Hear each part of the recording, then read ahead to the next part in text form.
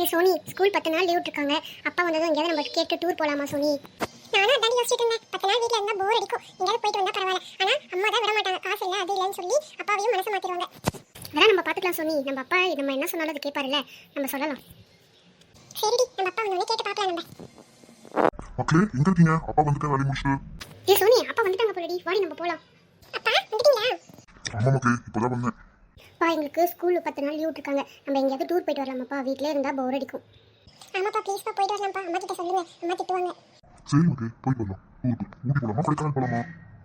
ராணி, coffee எடுத்துட்டு வா ராணி. எங்க இருக்க? டீ போட்டுட்டு இருக்கேங்க, எடுத்துட்டு வரேன். இந்தாங்க காஃபி போட்டுட்டு குடிங்க. மக்களே, அங்க என்ன பேச்சு சவுண்டு? பார்த்து ராணி, இங்க டூர் போயிட்டு வரலாமா? பிள்ளைங்களுக்கு 10 நாள் லீவா, டூர் போலாம்னு கேட்கறாங்க. என்ன பண்ணலாம்? போவாங்க. நானும் நினச்சிட்டே இருந்தேன், இந்த இவளுக்கு ஸ்கூல் இருந்தால் காலை சமைக்க, பாத்திரம் கழுவ, தூங்க, இதுக்கே டைம் கரெக்டாக போகுது. கோயிலுக்கு போகணும் ஆசையாக இருக்குது. சமயபுரம், மருதமலை, இந்த மாதிரி நம்ம எங்கேயாவது கோயில் குளமா போயிட்டு வருவோங்க 10 நாள்.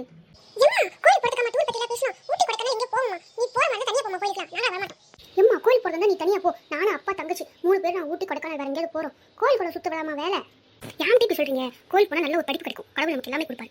சும்மா ஊட்டி கொடைக்கானல் சுற்றிட்டு காசை வீணாக்குறது தான் வேலை உங்களுக்கு. வேறு வேலை என்ன? அந்த மனுஷன் கஷ்டப்பட்டு சம்பாதிச்சிட்டு வராரு, நீங்கள் அங்கே டூர் போகலாமா இல்லை இங்கே டூர் போகலாமான்னு பேசிட்டு இருக்கீங்க.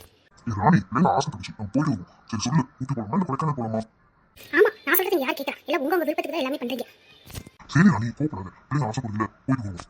அப்போ நம்ம வீட்டில் இருக்கவங்க எல்லாருமே சேர்ந்து ஒரு பஸ் பிடிச்சி டிராவல்ஸாக போயிட்டு வந்துருவாங்க. சரி டி, எல்லாத்தையும் கேட்டு சொல்லு. நம்ம ஒரு நாள் பிளான் பண்ணி போயிட்டு வந்துருவோம்.